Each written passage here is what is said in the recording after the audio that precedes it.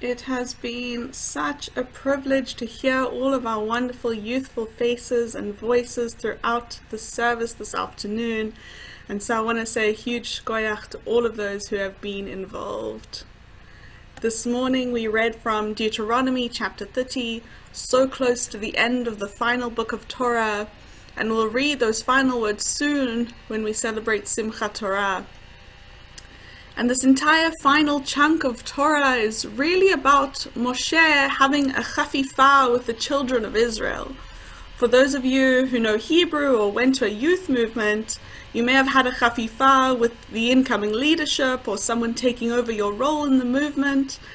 And so we see here that Moshe does exactly that. He's having a handover with the children of Israel, telling, teaching, repeating, and singing to them all that he's learned from the experiences from God, from being the leader that he was. And in this moment, the rabbis teach us that Moshe knows that he's coming to the end of his life and he's about to die before they enter the promised land.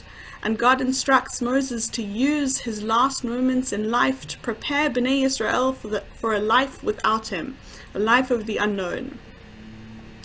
One was told that they don't have much time left. Some might start checking things off a bucket list, or do something remarkable, or live the rest of your days with intent.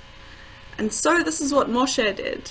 He knew that the Israelites' possibility for success lies in the hands of the next generation. And so he intentionally uses the last of his days to make sure that the children of Israel know it too. For those of you who don't know, I'm the youth director for Temple Israel, a teacher, a madricha, an educator, and I think that I must have the best job in the world. Sure, yeah, I'm sure you've by now seen and experienced the beautiful services that the Temple Israel team has put together throughout the challenging time with COVID-19 and the high holidays, and I'm so blessed to work with this amazing team. But that's not the reason that I have the best job in the world. The reason is truly because I get to work with the most inspiring members of our community every day. And I don't mean the rabbis, no offense rabbis, but I'll tell you all a little secret. The most inspiring, maybe even the wisest members of our community are actually our beloved children, our youth, the next generation of leaders. All the faces that you've seen in the service this afternoon. And I feel as though I've discovered something so special that not so many people seem to know. Martin Buber puts it so beautifully. He says, "The youth are humanity's eternal possibility for happiness." Much like Moshe had recognized in his final days. But, like I said, not many people today seem to have cracked this just yet. And Buber knows this too, and so he continues, and then he says, the possibility occurs repeatedly, but humanity misses it time and time again with each generation. How, I wonder? So a few months ago, a 9-year-old Cheder student told me all about the activity that she did in honor of Mandela Day, and how proud she was of her classmates and herself for all the work that they did, as she knows that no matter how small their second grade actions were, at least they did something in the work of Tikkun Olam, repairing the world.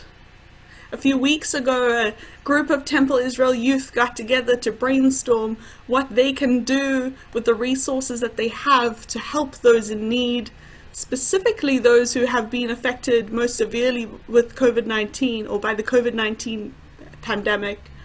They came together not because anyone asked or suggested that they do this, but because they stood up and said, "We want to do something, what can we do?"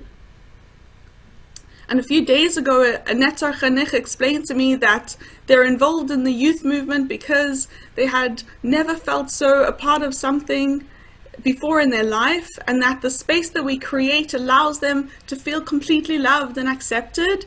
And now they understand why they need to take part in creating spaces like that for others as well. I'm so blessed to tell you that these interactions happen on a daily basis in my life. Maybe we're just not talking about them enough, but the inspiration is there. So what is motivating this young generation to engage in social action and justice? Well, these great possibilities that come from our youth, acts of kindness, responsibility, inspiration, are not just to be admired and appreciated when the occasional moment appears on our doorstep, but these are the outcomes that we should be expecting to come from our youth. But what we must realize is that they don't always get there on their own. It's our job to plant the seed, to foster the environment, to water just enough and nurture the right amount.